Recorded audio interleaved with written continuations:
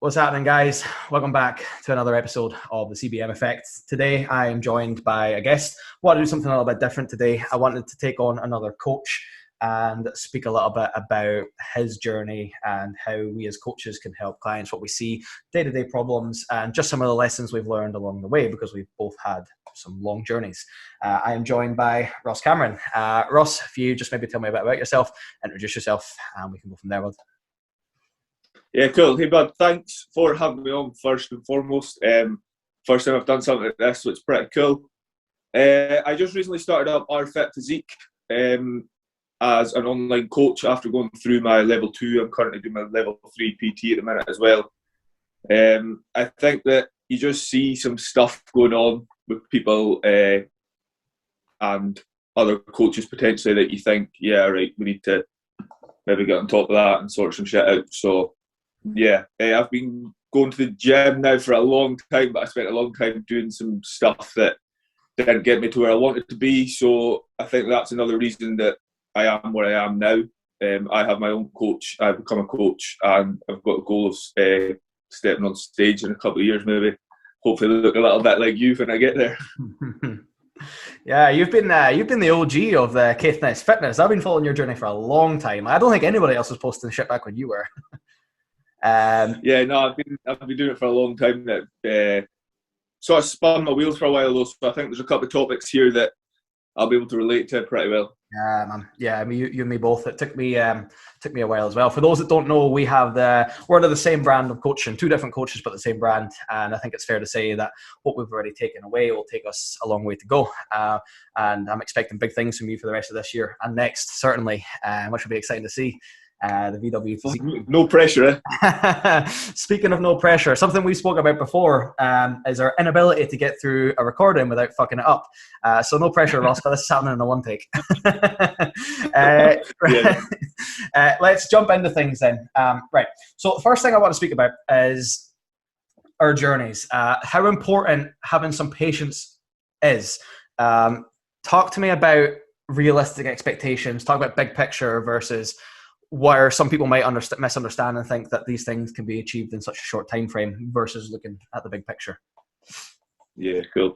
So I wasn't going to do it, but I think the first thing I'm going to mention is Slimming World when it comes to unrealistic goals or unsustainable progress, because if you look at that style of weight loss, if we call it weight loss, people end up yo-yoing and they go from one extreme to the other where they go, I can't have any of this stuff because it's really bad for me, but I can have a little bit of this stuff, but it's not so bad for me. And then they realise that it's not sustainable.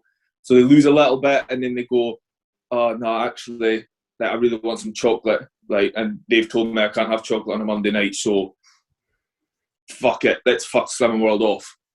And then you realise then that it's unrealistic to be able to just stick to not including foods into your diet that you want. So for a long time, I would go on a Sunday and that would be my cheat day. It'd be a whole day of just eating like a bit of a doofus because I thought that if I restricted or over-restricted during the week, then on a Sunday, that meant that I could just eat whatever I wanted. Oh yeah, I've been there. So Ben & Jerry's became my best friend. Fucking love Ben & Jerry's on a Sunday. But then what you realise is then that you're in a vicious circle because come Monday you're going, shit man, that was too much yesterday. I've got to now go extra hard, harder than I've gone on a Tuesday, Wednesday, Thursday, Friday, Saturday because I've eaten like a knob on Sunday. Chasing your tail just to do it all over again. Yeah, exactly. So it is just a vicious circle and it's a yo-yo, isn't it? Definitely, man. So the one thing I realised as well is unrealistically, and the other scale, if you're looking to build muscle, you can't do that. Like that doesn't happen in, on a 12-week bulk or whatever. And eating all that Ben & Jerry's isn't going to help that at all. Yeah. You'll know yourself, even just from trying to build muscle, like from where you are at now, obviously you're much more muscly than you've ever been before. And it's taking you a while to get to where you are. But where you want to get to, you know now that it's going to take you even longer. That's it. Just to clarify, how long have you been on your own journey for, years-wise? So, I've been going to the gym for, how old am I? Fuck, I'm nearly 30. So, I've been going to the gym probably, about 10 years maybe. But Mm-hmm. for that first while, I was just doing that thing where I just did some cardio, and I thought, right, I just want to get a bit fitter, because the majority of people that I know that go to the gym have started out by just getting on the treadmill, want to feel a little bit fitter, and then it leads down this rabbit hole where next thing you know, you're living this whole lifestyle that revolves around working out. You become a bit obsessed. So I spent a massive part of the first part of my journey just doing cardio, not having a plan, not following any structure or anything. So I spent a lot of time wasting my time, really. Yeah. So in that question, how many years have you had where you feel like you haven't been wasting your time? How many serious years have you had? So I think for maybe just the past 3 or 4 years, I've sort of understood a little bit better of what I should and shouldn't be doing. And since I've got on with Ali just over a year now, this is where we're sort of really knuckling down and seeing the most amount of progress. Yeah. I remember, I've spoken about this in my own podcast before, like you start off and you look back and you're like, fuck, I could have done so many different things differently. But if I was to have asked you 10 years ago, and when you started taking it seriously 3 or 4 years ago, that where would you be now? What would you have thought versus where you're actually at? I think if you'd asked me 10 years ago, I would have expected it to come a lot quicker. I was naive and I had unrealistic goals, like we just spoken about briefly. Yeah. So if you'd said to me 10 years ago, right, Ross, this is where you might be, if you showed me what I look like now, I'd be like, oh yeah, like, piss that, it's not going to take me 10 years. Yeah, man. But then once you get into it and you've got somebody showing you just how to do it properly, you realise that this is the long game we're playing. Yeah, it takes time. And that's something people don't quite realise. Like we all spend a little bit of time trying to find our feet. Some people spend more time than others. For some it's months, some it's years. But it does always take a long, long time. Like I remember, I think it was back in 2017 now, I went on the ultimate dirty bulk. It was just food. Let's just pack on some size. And to this day, I have not reached that same weight from 2017 again. Yeah, I was 93. And most of it now is like 87, 88. So like weight, it takes a long time. You can get into shape relatively quickly, but you can't sustain it. You're not going to build muscle in such a short time frame. I think that's what people forget, is that once you start this, your journey never stops. The goalposts just change. And sometimes people think that they'll get to where they want to be and then just go back to normal. But that's the whole idea of lifestyle change. Let's just say you were starting today. Let's call it 30 years. Like, right, you're 30 years old and you want to have a lifestyle change. It's taking you 30 years to get to where you're at now. You're not going to change in 3 months or 6 months. Like, no, I think that's something that people don't understand, is that you got to look at how long you spent in the position you're at. For sure, man. I think as well, so I don't know if you're going to bring this up further in line, but you've spoken about a support network, and you've spoken about how long it's taken me 30 years to get to where I am. But in terms of the support network, although I've got friends and family around me, having a coach, I would put that in my support network. And where I am, PTing isn't a big thing. It's not, maybe in the city, every second person might be a PT. Whereas up here, it's not as readily available or readily advertised.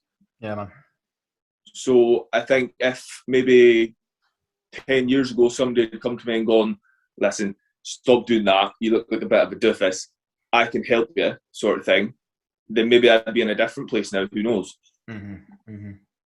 I do think that, going on to that, like, that is something that I think people in general, across lockdown, across the country, people are more open to getting help now versus a few years ago.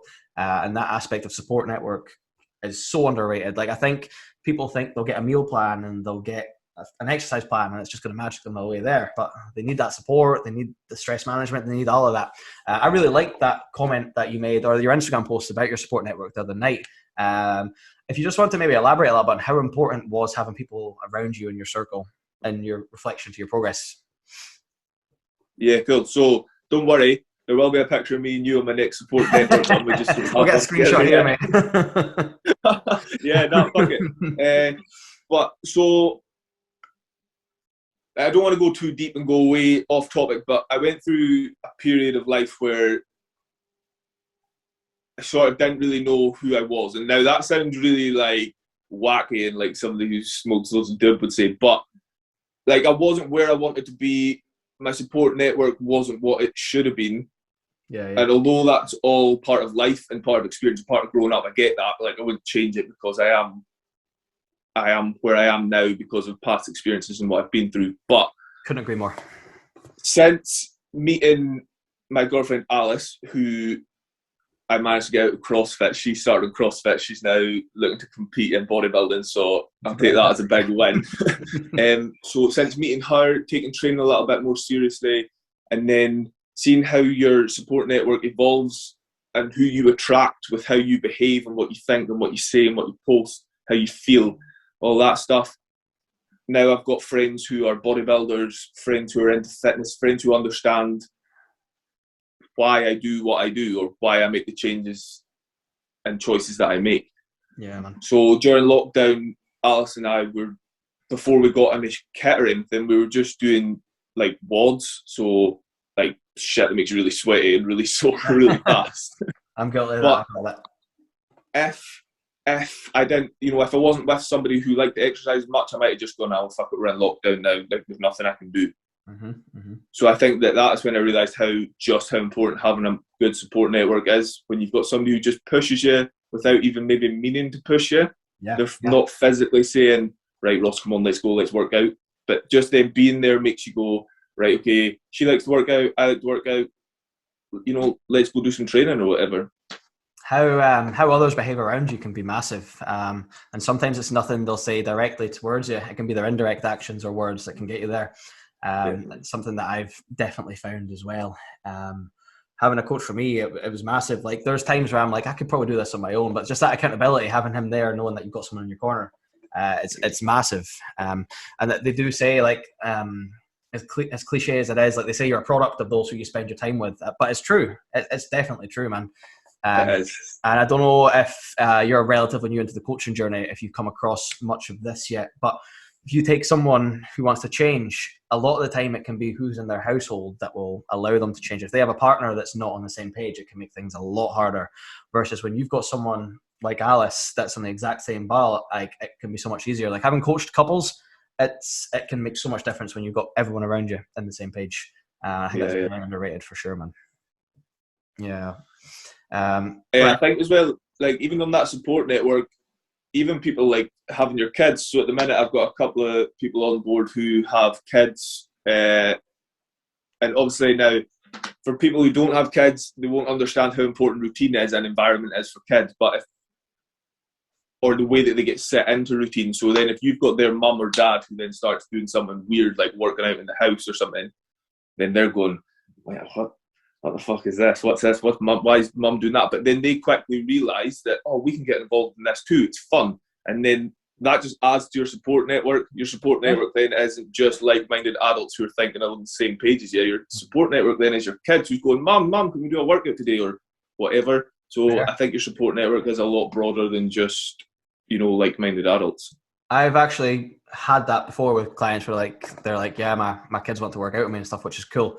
I'm going a little bit off our scheduled topic list here, but I want to ask that. I having a few people that I know will listen to this that struggle with routine, having young children. What did you find was a way to work around that and where you could be a good father, but have your you time and be able to do what you like exercise-wise as well? So it's still something that I think I'm working on. There are days where I think, yeah, right, so I'm having a bit too much me time or I'm maybe not balancing it right. And that's okay because that's like everything in life. You'll never get it right 100% of the time. And parenting is at the way opposite end of any other scale that you can think of. Like, of course. But during lockdown, I actually quite enjoyed lockdown for one reason and one reason only. And that was that even if Rio was over for sleepovers or whatever, I didn't have to worry about leaving the house to go and train. Mm-hmm. Although it's not ideal, I was training in the house and he was there. Even him just seeing what's going on, or just him being there, allows for your routine to not be affected in terms of your childcare or parenting or whatever. But then now that we're out of lockdown, working around shifts, training, having a social life or trying to have a social life, relationship, parenthood, like, it's really difficult. And if there's people who are struggling with it, like, they're not alone. It is really hard. And especially if you're setting a goal as big as getting on stage or something, and you know that every workout counts and every meal counts. I know that the off season is maybe a bit more relaxed, but effectively everything that you do in the off season is of paramount importance, because when it gets to your dieting phase, that's when it shows. The prep becomes a lot harder if you've not taken care of the off season. I can say that firsthand. Yeah, exactly. Yeah. So I think that if there are people who are listening and are struggling with it, it's all personal. Mm-hmm. Like, what worked for me might not work for somebody else. And I think if you've got a supportive co-parent, so if, you know, your partner or the other parent of your kid is really supportive and helpful, then that helps a massive amount. Yeah. I think you've actually put a really important takeaway point on that, in that you're not only being influenced by your surrounding environment, but you've got young children that are looking up to you, and you're setting the standard for them and influencing it. And I think that's something that a lot of people can take away from this, is that there's a lot deeper reason as to why you may want to lose weight. If you can change your mindset from I just want to lose weight versus I want to set a good standard for my kids so they grow up to be healthy and exercise, that's massive. Like that, I think that's something that people don't often think about enough, is that you've got young children in the household potentially watching you all the time, and they will soak up your actions, and you're a product of your environment, as we spoke about. I think that's massive, mate. I think that's massive. Definitely, I think so. And I think as well, like, obviously you'll know, being a PT, about health considerations for people who are overweight.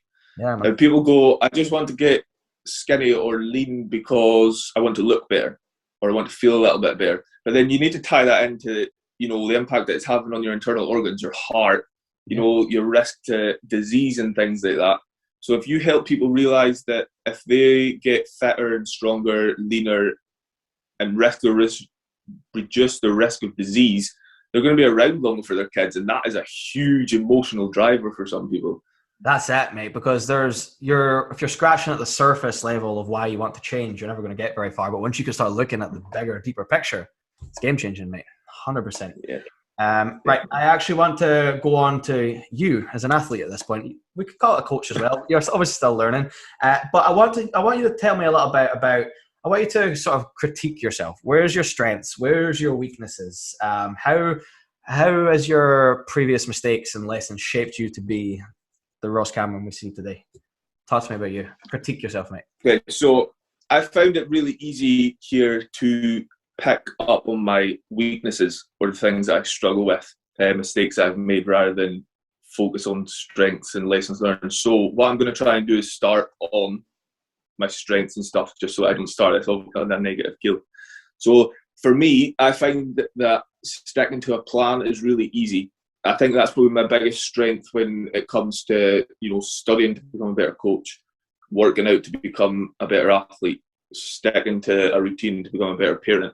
Like, if something's in place, I find it really easy to stick to it because I love routine. Anything that sends me off routine could be seen as a weakness, but anything that sends me off routine, I go a little bit sky. So it sends me, like, I don't know how to cope so much with not having a routine. Mm-hmm.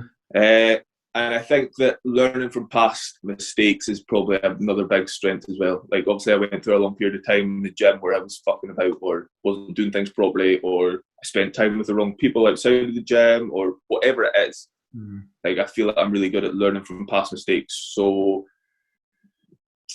like, if I eat something that fucks up my digestion and puts my whole week off, I know that I don't do that again. If there's an exercise that, you know, I nearly hurt myself doing or whatever, don't do that again. If I spend time with somebody who makes me feel negative things or, you know, isn't pushing me forward, don't spend time with them. Mm-hmm. I think that's really important, though, is that people think, like, I don't know, like PTs can walk on water or something. Like, if you're into fitness and you have a certain body, you can't do wrong. Whereas, no, we can do wrong, but we can just fix it and make sure it doesn't happen again. I think that's important. Yeah, definitely. And I think if you can apply that to clients as well, so things that you've learned, you'll know yourself, you've been in this game a long time, but if you do something that doesn't work or know that something isn't optimal and you can get your client to think the same way, then it's going to have a massive benefit on their progress too. I say whether you want to look at it as a day, a task, an action, a week, there's two ways you can categorize it: a progressive week or a learning week, right? It didn't go your way, but how can we change and adapt our behaviors, our thought processes to make sure that maybe we don't get it wrong never again, but we can make sure that we're equipped to deal with it a lot better in future. Definitely. Mm-hmm. So if we move quickly on to, I know there's not a lot of strengths there, but I did struggle. I got a couple. So humble struggles that have maybe helped me get a little bit stronger is what the first one I'm going to say, and this is massive because everybody can relate to this, and this is comparison. So I think with social media being huge at the minute, it's littered with influencers and people who are in unreal shape, and they setting unachievable targets, really. So I would look at somebody back when I first got into them, it was like Jeff Side and Matt Ogus and those OG Gymshark guys. And I was like, yeah, that's badass. I can look like that. And then you look up their diet plan and it's like, eat 4 egg whites and a tomato for breakfast. And I'm like, yeah, we're getting there. I'm going to gains, bro. Like, yeah, man. So it's unachievable stuff that you see online that leads to comparison. That is probably was one of my biggest struggles. Did you feel that held you back? Yeah, definitely. Yeah. Definitely. Because then if we tie that straight back into unrealistic goals, once you realise that the shit they're posting online isn't actually what they're doing in real life, you change to a new plan. And then you know as well as I do that changing your plan regularly doesn't allow for progression. And if we're not progressing, we're not getting any better. Yeah. So I would go from thinking that I could look like Matt Ogus and those boys to going, right, okay, that's not working, so I'll just try something different now. And I'd go over to what's his name, Johnny Candido. He's a power lifter. And I would just start following his stuff because I was like, well, I can't become a bodybuilder because I've eaten egg whites and tomatoes for a week and yeah, mate, I'm not any further along. I've been there. And I think that's where people go wrong, is just because if that plan is their plan and they're actually being honest with that and it worked for them, there's no indication that it works for you. And that's what you need to find. You need to find, even like if we just go broader, how you train, the foods you like it's all got to be for you, not because someone that looks good did it, because it may not work for you. Exactly. Yeah, man. Yeah. Was there I wanted to ask you, so I've got something written down about having confidence and faith in my ability. That's always something that I've struggled with growing up, although I feel it's getting a lot better now. But how did you feel, the first time you went on stage, or that's obviously a pretty big extreme, but or the first time that you PT'd somebody, how was your confidence level? Like, did you believe in yourself? Did you struggle? Did you wobble? Okay, mate. How did you feel? This is a bit of a strange one. I've always been internally confident, but I always just struggle to project that to an external level. I've had doubts and stuff. So I remember I've always known, well, not always known, maybe about 4 years into lifting I wanted to become a PT, and I knew I could do it. But there's always the doubts of like, right, what if this person expects more? Because something comes so easily to me and I explain it so easily, and I'm like, right, is that what they're looking to hear? And you do question yourself. And along the way, like, for example, I had to take classes when I started in Pure Gym. And being in the studio with 30 people, eyes on me, terrified me. I was shaking and stuff. I was like, I can't do this. I can't do this.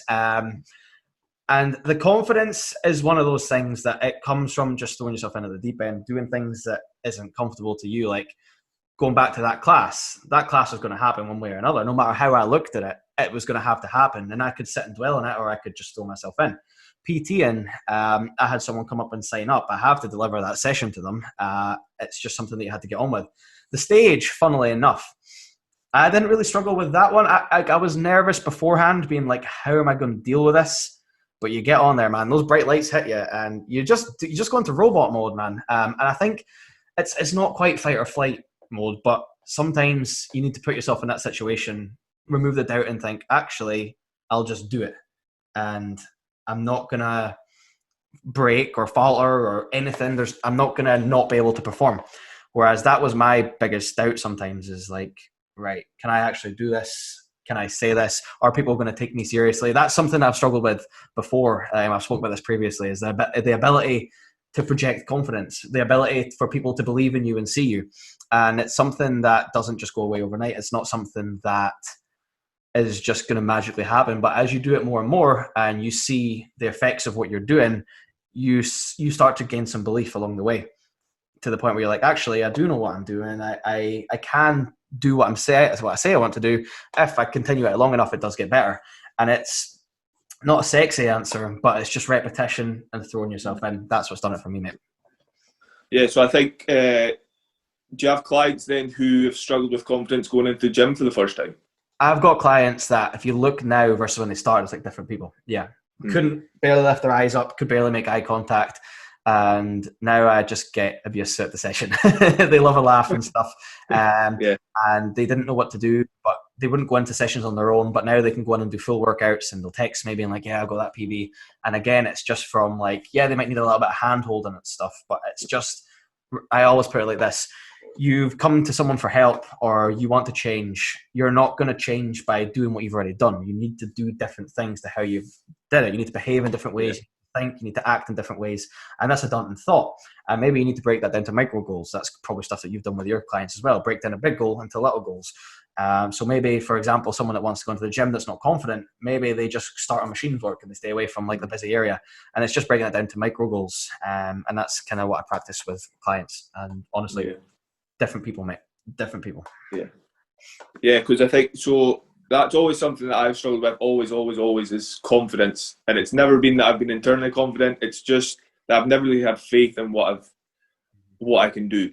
So when you take on clients and you see the things that they struggle with, what their confidence is at, I think that sort of puts things into perspective for me. You've got people who have maybe never been told that they're good at something, or have maybe never been built up, so they can't actually realise how incredible they can be.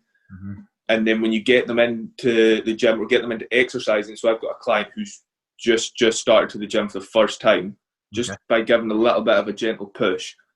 I think it puts everything into perspective, and I know that everybody's own personal journey is relative, so what's relative to me isn't relative to you, isn't relative to this client, but it makes you realise that if you can help somebody do something that's massive, like going to the gym for the first time, and push somebody to become a little bit better, then there's absolutely no reason that you can't have a bit of confidence in yourself. Yeah, definitely.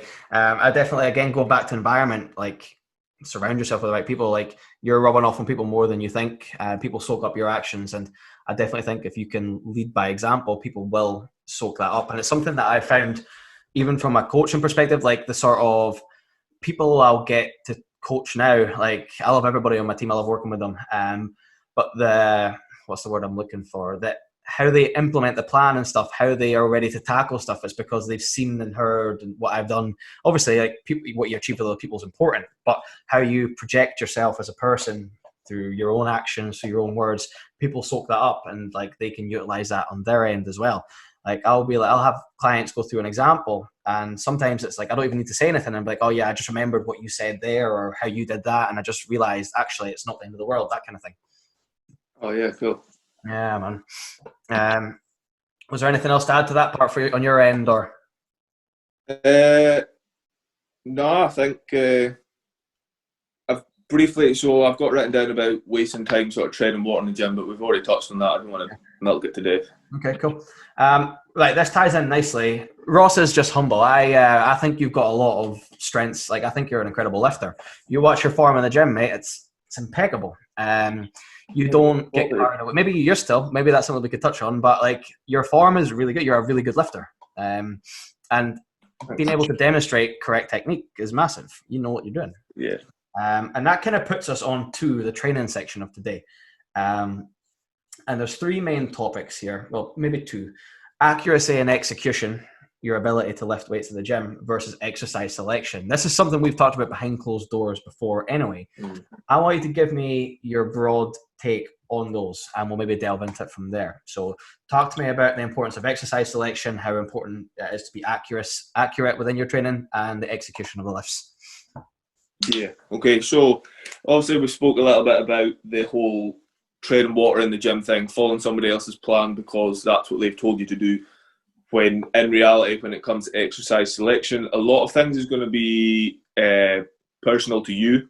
There's something that might work for you that might not work for me. So I could set you out a plan day one for the gym, and I don't know, it might have a barbell squat in it. You get into the gym on Tuesday, you do your barbell squat, you come back to me and go, look, here's my video of my barbell squat, and you go, right, okay, well, wait a minute, this maybe isn't going to work. I can't barbell squat, I don't have the flexibility or the mobility to barbell squat, so I use the Smith machine, or we've got the V squat thing now. So when it comes to exercise selection, picking a program or a workout that you found online isn't always the best way to go, because it might not suit your mechanics or whatever. Which then leads you straight into the whole being accurate with your training. I think if you're following a plan that isn't made for you, you're going to struggle a lot more to make any progress, to maybe perform some of those movements correctly. Like I used the barbell squat as an example purely because there's lots of people who barbell squat who maybe can't quite get their form right. And that's not, I'm not saying don't do a barbell squat because you can't do it. That's not what I'm saying. What I'm saying is that there may be more optimal movements for you to do to make progression and to be more accurate and to perform the movement more correctly. Mm-hmm. So I think in terms of accuracy, if you're a newbie, it's about figuring out how your body moves to begin with. To become more accurate, we need to understand how we're going to move and how we're going to work, and then make sure that your plan's in place and find somebody that can push you pretty hard. So how many people do you know that go, I train really hard, and then you PT them or you see them training or you coach them and you're going, you've got about 4 more reps in the tank there. Yeah, intensity is something that is it's a rare find. It's definitely a rare find, mate. Yeah, I think so. But I think though it takes somebody to show you how to train intensely if you've never done it before. I thought I trained hard until I trained with Vaughn, and then that was a different ballgame. I'm sure it might have been the same with you with Ali. He probably showed you how to do your lessons. Yeah. And it definitely, it does take someone to be like, actually, you've got more there. People, they're not used to hurting and having to push through that. They stop when it begins to hurt. When in actual fact, realizing where your potential is and how much you can actually do, that's definitely a learning curve. I agree. Yeah, definitely. And I think as well, just having somebody to critique your form is going to make the accuracy or execution a lot better. So get yourself a coach, or watch YouTube videos, or something along that lines that can just help you make sure you're doing it properly. The biggest thing for me has always been videoing my sets and watching it back, because how many times have you gone, oh yes, that was an amazing set, let's watch a video, and you watch the first rep and you're like, fuck, that was terrible. That's it, mate. That's it. So I think brutal honesty is a good way to go if you want to nail your accuracy in training as well. Yeah, you need to sort of leave the ego at the door, don't you? And I think definitely. I think that kind of goes along with the lifts as well. Like you see people, they can't control the eccentric, they can't control the negative. There's no connection there. What turns from what's meant to be contracting muscles goes from shifting weight to A to B, and then just dropping it down because it's too far out your scope. And I think that's something that people are very guilty of, myself included. I've done that many times. We've all been there. So I need to keep my head in check sometimes as well, even today. So I kind of want to touch base on this. There's this conception that obviously free weights are superior to machines. It's something we spoke about before. Talk to me about your opinions on free weights versus machines. Okay, so when I first started going to Neighbour, there was a lot of really strong guys there who did strongman stuff. They were doing a lot of deadlifting, a lot of strong overhead press movements. Like their numbers were mega. So when I went into that environment, I thought, well, the only way for me to get strong is just by copying these boys. Let's jump on deadlifts. Let's jump on overhead press. And then I stuck with overhead press pretty much from day dot. And then when Ali came in and he said, right, we're going to do a machine shoulder press, and I was like, why? Why are we doing that? It's a machine sort of thing. I've always been a believer in free weights being better, and that was totally ignorant and totally wrong, because what I've realised now is that the stability afforded to you. So I've got a pretty weak lower back, so deadlifts for me are a struggle. And I always thought that the best way to grow your back is to deadlift. My biggest progression from in my back has been from seated rows. Okay. Seated rows on a machine has been far more beneficial to my back over the past year and a bit than deadlifts were over the past 8 or 9 years. That's it. I think that if you're struggling to nail your form, or you're new to the gym, there's maybe not going to be that stability or strength built up around joints and muscles you're maybe going to be more at the chance of injury off a free weight if you don't know how to perform the movement correctly, or you don't have that movement pattern nailed. So I think if you jump onto a machine, learn how to just overhead press correctly. The machine isn't going to, you're not going to wobble all about the place with the machine. You're going to learn that path. I think then that machines definitely have a place, or should have a place in your workout plan. Absolutely. And I actually find that the more advanced I get, the less free weight stuff I use, which is interesting. Overhead press is another funny one for me as well. I do not overhead press. But I think people in the pursuit of trying to get stronger, build more muscle, particularly probably more build muscle versus strength, people think that they forget that what you need to create stability. And if you don't have stability, you're not going to be able to contract properly. Their muscles, they don't understand what weight's on the bar. They don't understand the exercise you're doing. They just understand how much force can you produce to contract. They understand how much tension can you produce, how much stress can you put it through. And you can do all three of those things on a machine. The free weight doesn't need to be there, and it's something that even to this day I still get, maybe not to this day so much, but you still do get the odd question being like, why are you putting me on so much machines? Where's everything else? And it's like, that's why. Yeah, I think as well, so I had somebody who just asked me the other day, off the back of my latest YouTube video, they said, so how do I know which weight to select when I'm doing workouts? And I said to them that the best thing as a newbie is to go lighter than you think you should go. Because if you start off heavier, then your form's not in it, then you're just going to progress the whole workout with shit form. And you know as well as I do that form really, although intensity is pretty high, I think form's king when it comes to building muscle. Yes. Intensity has to be high, and you have to have the progressive overload in the sense of weight, but progressive overload can also include the way that you move the weight from 1 week to the next. So you might go in and do 10 lat raises on the cable, look it back and go, right, okay, so from rep 7 I'm slipping, my form goes to shit. Next week I'm going to make sure that all 10 of my movements are good the whole way through the set. You might not put the weight up, you might not change the movement, but the way that you're moving the same weight as last week might be much more accurate. You might isolate the muscle a lot better. So, yeah, I think that form is king, really, I think, and cables and machines allow form to be tightened in a lot more. Quality of the set is everything. I always say that it's an underrated aspect of progressive overload. If you're progressing the weight of the reps every single week with shit form, you're not doing much, are you? And it takes a lot of removing the ego aside to understand that, drop the weight back down, and build up the quality. It's something, I don't know if you've ever had to do it, but I've had to do it many a times. Yeah, lots of times. And it's that being able to critique and being honest, and as you say, be brutally honest with yourself. That's important for sure. Yeah. How many times have you sent an exercise to Vaughn and gone, Vaughn, look what I've done, this is class, and then Vaughn goes, nah, too heavy. That fucking annoys me. But at the same time, you set that ego aside, don't you?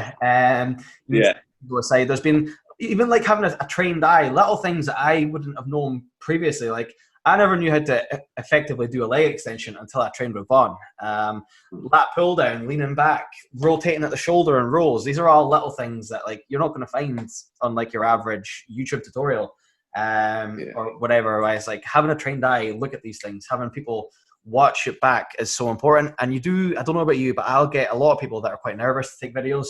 And that's another sign of confidence, by the way, is that like it's a big deal to them when they first take a video. And I'm like, yeah, definitely. But being able to watch the accuracy and the execution is everything, if you're not wanting any long-term negative implications. Right, so I want to move on to the actual, let's talk a little bit about coaching, because we are going to move on to that. So I want you to talk about the main places that you see other people go wrong. Maybe we've already touched on it, maybe we haven't. How can that be fixed? Yeah, so I think the biggest thing for me that I've noticed, and then it makes you look at your own stuff and what you've done in the past, but the biggest thing for me that I've noticed is that people try to change too much in one go. Yeah. And I think that is a huge driver for failure, really, or slower progress. So if you've got somebody who's only sleeping 4 hours a night, they're only eating 800 calories a day, they're only doing, 2,000 steps. I know these are all really extreme, but if you use that as an example and then you go to them, right, I want you to get 8 hours of sleep by do a little bit of meditation before you go to bed. Make sure that you're tracking all your food. Make sure that you're tracking all your steps. and you ask somebody to do all these things in one big massive go, people just go, fuck, nah, I can't do that. No, nah, I can't do it. Or try it for a week and they can't sustain it and they quit. Yeah, it's not sustainable. So I think that the biggest thing for me is people need to realise that it's okay just to focus on one thing or prioritise one thing more than the other right at the start. If you can get somebody into a habit of tracking their food for a while, then it almost becomes second nature, and you can go, right, okay, so you've got that nailed. Let's focus now on your sleep or recovery or rest. Yeah. Get them to focus a little bit more on what they're doing around bedtime and stuff. And then before you know it, they're going, oh, I didn't even think about it. And I've tracked all my food for tomorrow, and I'm already sat down. I've turned the telly off half an hour before bed. You know, I'm sort of winding down now. And then you go, that's cool, that's great. So now, next thing, let's look at tracking your steps or your movement, you know, energy expenditure. Yeah. I think for me, that's the biggest thing. Sorry, I cut you off there. No. I think that's really important, is that people, they go on these health kicks and they do throw every habit they've had out the window, whereas it's like the biggest thing you can do is meet the individual or meet yourself where you're at. Don't expect to go from level 2 to level 10. And I definitely think that slowly building things up is important. And I actually touch base on things like, even like people think that they need to do things certain ways. Like there's not necessarily a need for you to track your food if you didn't want to. I think you should. No. I absolutely think you should, to gauge portion control.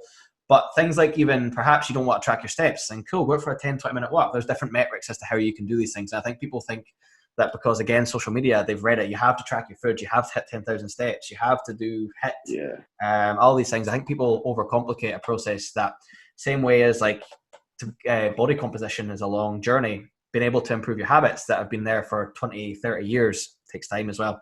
I really like that point, Nick. I really like that point. Yeah. I think as well, underestimating stress. I think underestimating stress is another thing as well. If you can help somebody to reduce their stress or pay attention to their stress, I think that their progress then, you know, increases tenfold, I think. Stress is public enemy number one to progress. I could not agree more. I could spend a whole podcast on this, but I just want to quickly give an example on that one, actually. People think stress, and you think, oh, I fell out with my girlfriend, or oh, I've had a shit day at work, I'm stressed. Whereas that's mental stressors. People don't understand physical stressors. As an example, I don't know if you've got any boys or girls, for that matter, that change places where they work. So I've got a few offshore boys, and the stress that puts in the body from different routine, different place to sleep, different foods, that all places stresses on the body, and we'll find that they won't lose any weight when they're away, but they come back, they settle into a stress-free environment, things start ticking along again. And I think that people do not appreciate that enough. People tell me they're not stressed, and I'm like, you've got stress, you just don't understand it. Yeah, I think as well, like, because I'm a shift worker, so same principle. So I'm a shift worker and I'm a parent, so there's two different stresses there. You've got the mental stress of being a parent at times, and then you've got the stress being placed on your body by rotating around shifts and things. 100%. But then as well, if you think about stress isn't only a bad thing, or the body dealing with stress isn't always just a bad stress. So I've had an argument, or I've had, you know, something bad's happened to me, and you're going, fuck, that's me stressed. You could get really, really, really, really, really excited and build yourself up to a point where your body's in an extreme heightened state. Yeah. And there's still stress being placed on the body. So you might have somebody who's playing video games. I love it. I love gaming. I love it. But what I notice is that my sleep goes to shit if I've been playing them really late at night or right up to bedtime. Even if I'm winning and getting really excited, I'm like, yeah, I'm winning. I'm still all hyped up. Yeah. You know, I'm in that sympathetic state then where there's stress being placed on my body, and although it's good stress, it's still putting my body in a heightened state. So people don't realise that just to have that deep breath, calm down, just take a minute. It doesn't always have to be bad things happening to you that are working out. Needed breathing is massive, yeah. And I actually like that. There is such thing as good stress. Like working out is a good stress in the body. It's just being able to wind down around bedtime, as you say. Like you mentioned that, actually. I'm not even a big fan of football, but I remember, did you watch the Euros final not that long ago? Yeah. I went the extra time. I was up at 6 o'clock the next morning, and the penalties got me all worked up, man. And I couldn't sleep for hours just because I had that heightened sense. And people don't think about that. They think, oh, what's the big deal? Like, if you even look past the blue light production on the screens, like just what you're watching will get you riled up. You're watching a series before bed. You have an emotional reaction to that. It does all these things, man. All right, we're going to do one more question because obviously we both have an ability to ramble on here, and I don't want to take up too much of your time. Right. I want to talk about the client from a client's perspective. What is the most important factors that a client can have, someone that's getting coached? How can they maximize their time? What makes a good client versus how can they improve? Let's put it like that. Yeah, so I think the biggest thing for me is getting used to being honest. Yeah. I think that is probably the single biggest thing that helps us do our job, which then in turn leads to them progressing. If you eat something that you're not meant to eat, something that's bad, and you don't tell us, and then it, potentially leads to a binge or whatever, and then you're due to check in the next day and your weight's fluctuating or whatever, if it's led to some sort of negative effect because you haven't just told us what you've done, I think that's the worst thing that you can do because it makes it harder then to make any potential changes or whatnot. If you've missed a workout, just say, I've missed a workout. I've had stuff going on in my person. Like, life doesn't stop. It's what I've said a lot in my check-ins today so far. Life doesn't stop when you're dieting. Yeah. Just be honest about it. Be honest with us. Be honest with yourself. I think that honesty and openness towards your coach is a huge thing for being the best client that you can be. I do think as well that obviously it's on us to create an environment where they feel they can be honest. And I always really appreciate when someone is honest. But I think, I don't know if clients realize this, and sometimes it's on us how we go about it. But a lot of the time you can tell when a client's not being honest. Yeah, I don't know if you find that, but you can tell. That weight spikes up by a couple of kilograms over the weekend, but everything's been on plan. No, it's not. No, it's not. Yeah, you can tell. If they're on a relatively, maybe not tough, but a plan that works, like there's just, it's going to work, but nothing's changing, then something's not quite right there. So it is something that you have to be able to create an environment for them to be honest. But I think that if you're not honest, that's going to reflect on how we perceive your progress, and we might make a change that we didn't need to because you weren't honest. Whereas I always say it's not high school. You're not going to get a punny for not being honest. Like, no, and you're human, aren't you? Like everybody slips up or whatever. So I think it ties in nicely into openness to change, being willing to change. Yeah. You might have somebody who signs up and you give them a plan or ask them, are they willing to do X, Y, Z, and they go, I don't know about that. Yeah. And that's fine if you can then adapt it around their lifestyle. If they've got a really busy lifestyle or, there's something that they can't manage to do, then that's on us to work around them. But if you've got somebody who just puts the barriers up and go, I'm not sure about that, I don't like change, or, what if that doesn't work, sort of thing. So I think being open to change is also a massive thing. Yeah. And that sometimes I have found, particularly over the last year or so, that online coaching can be a bit of a hype thing.